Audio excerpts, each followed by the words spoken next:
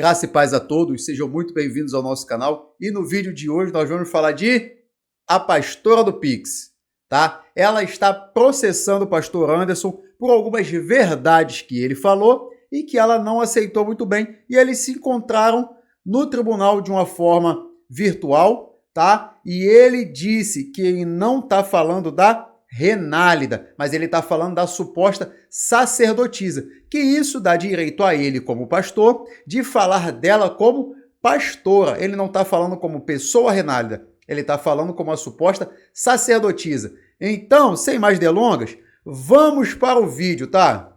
Todos sabemos que Renálida é a pastora que mais ostenta nas redes, não só ostenta como sensualiza e pede pix em troca de milagres. São 7 providências, são 7 milagres, são 7 reviravolta, são 7 o número da perfeição. Eu tenho 11 mil pessoas aí agora e você vai fazer esse voto. Pastora, como é o voto? Você vai agora, em nome de Jesus, colocar diante do Senhor. Para, não começa não. 7 o número da perfeição, beleza, legal. Mas agora vem com essas propostas que não é propósito, tá? Negócio de proposta, de vem, que faz o voto, que faz assim, que vem com 7, que 7 é o número disso, o número daquilo, de 7 volta de 7, não sei o que, e vai, em nome de Jesus, não dá. O número 7, que é o número da perfeição. Você vai fazer aí, ó. Não, minha gente, coloquei até sem filtro hoje, porque tem que respeitar. Meu Deus! Tem que usar minhas botas agora mesmo. É verdade. E cadê a barriga que eu não vejo, hein, Jesus? Cadê a barriga que eu não vejo? Que barriga? É a barriga de Kim Kardashian. Não existe mesmo. Crente ligado, lembra quando o pastor Anderson Silva fez uma acusação contra a pastora Renálida? Ele veio a público chamando ela de estelionatária espiritual. Bom, Foi por isso que ela processou ele, tá? Porque ele falou estelionatária espiritual. Ele não está falando de uma questão física. Então, não sei não como o tribunal vai receber essa questão desse processo dela não, tá? dá uma olhada, pois ele falou isso em um programa em rede nacional. Enquanto restabelecemos o contato com o pastor Anderson, nós vamos aqui ver um dos vídeos onde a pastora Renálida fala sobre a situação do pedido do Pix. E se você não crê, vejam só o que é que ela fala em relação a esse tema. E você vai fazer esse propósito. São 7 providências. Ó, agora ela vai falar de uma forma completa. Ali foi só o início, aquela primeira vez foi o início do vídeo. Agora você vai ver que ela ainda vai falar assim, eu tenho 11 mil pessoas aqui. Aí tu faz as contas, tá? São 7 milagres, são 7 reviravolta, são 7 o número da perfeição. Ó, de verdade, eu ia tentar não ficar cortando muito o vídeo, mas para mim é difícil ficar quieto aqui. Ela vai falar que são 7 milagres, 7 reviravoltas. Ela tá falando para 11 mil pessoas que estão com ela lá, na hora que ela tá falando isso aí, que ela vai... Ah, você vai fazer um Pix de R$7, uma oferta de R$7. Ela tá dando a garantia. São 7 milagres, são 7 reviravoltas. Ó, isso aqui já começa aquele manejo de querer entrar na mente da pessoa, que é a mesma coisa que o pastor Anderson ainda vai falar ali, que ele vai falar assim, ah, ela entra com coisas que você está vivendo. Quem não tem problema? Ó, eu vejo dentro da sua casa um grande problema, que se você der o Pix de R$7, você vai ter menos 7 problemas. Ela vai mexer no teu sentimental, tu vai começar a chorar. Eu tenho 11 mil pessoas aí agora e você vai fazer esse voto. Pastora, como é o voto? Você vai agora, em nome de Jesus, colocar diante do Senhor o número 7, que é o número da perfeição. Você vai fazer aí, ó, a sua oferta de número 7. Ninguém é pobre demais que não pode fazer um voto de R$7. Ninguém é rico demais que fique pobre por conta de R$7. Eu vi pessoas... Você vai fazer o voto de R$7. Faz aí R$7 vezes 11 mil pessoas. 11 mil pessoas doando R$7.000. Fala pra mim. Brinca demais, né? Aí é o que ela vai fazer. Ela vai usar aí pra ostentar aquela bota de cowboy que ela tava usando lá pra ir pro rodeio. Dizendo, pastor, eu não tinha nada. De repente eu abri lá, tinha lá só a quantia pra me fazer. Eu aqui tô sendo boca de Deus. Não tô pra fazer lavagem cerebral em ninguém. Se tu não crê, não faz. Se tu não acredita, não faz. Se tu não crê, vai pra outra live. Se tu não crê, sai da live, tá? Só pra quem crê. Me dá os R$7 ou então sai da live.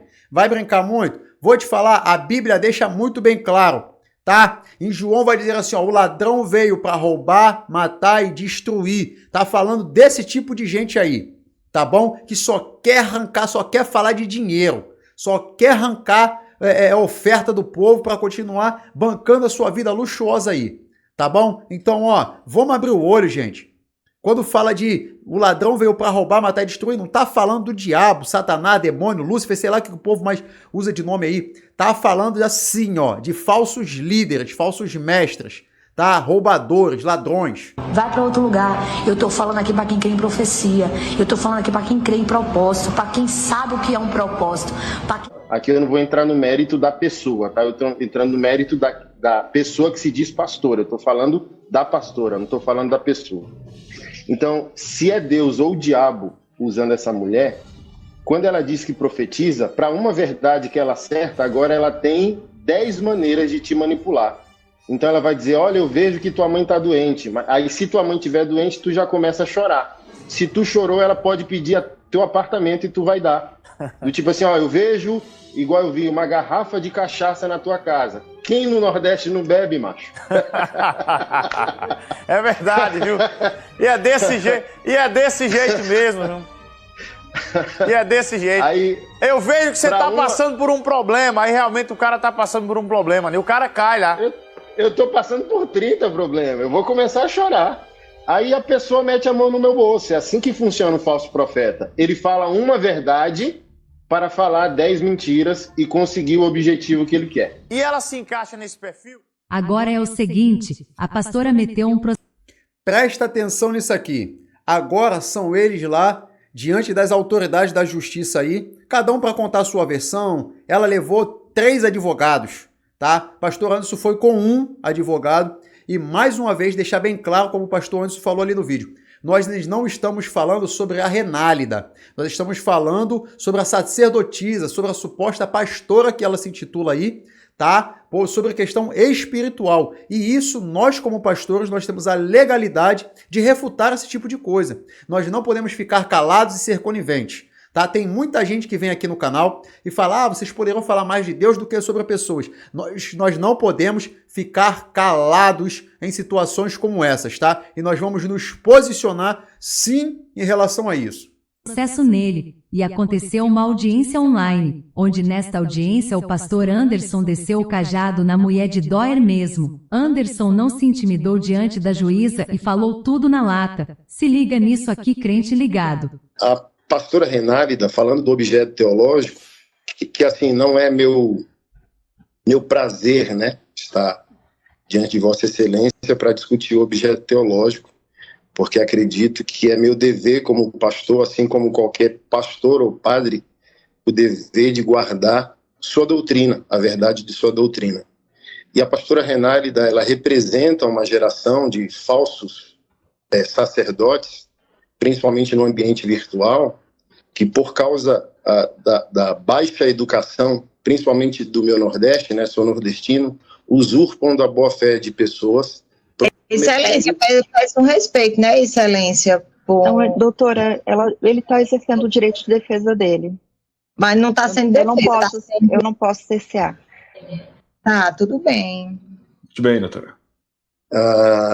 Principalmente pelo baixo nível de educação do nosso povo nordestino, usam da fé, prometendo aquilo que o sagrado não prometeu, prometendo aquilo que Deus não prometeu, em benefício próprio. Não apenas eu, mas inúmeros pastores, se as excelências assim pesquisarem, né, doutor Pedro, ou a senhora também, vai perceber que eu não fui o único e eu fui o mais ameno, porque a minha exposição, ela não feriu a dignidade humana de Renálida. Ela questiona uma suposta sacerdotisa espiritual. Olha o que eu falei. Ele está falando justamente o que eu disse. Não estamos falando da Renálida como pessoa.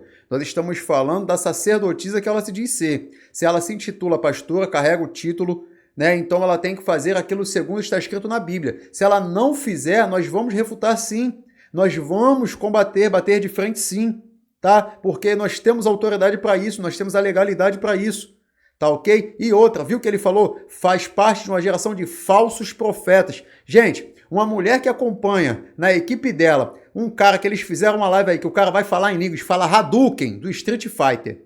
Já começa por aí, tá? E tem um outro que fala que vai fazer jejum de xixi. Pô, não dá, gente. Que espiritualidade é essa?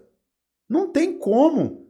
O cara falar que vai controlar o corpo dele, vai fazer um jejum das necessidades físicas que ele tem e ele vai controlar. Não dá, não dá, não dá. Não dá para levar a sério uma pessoa assim, tá? Não dá.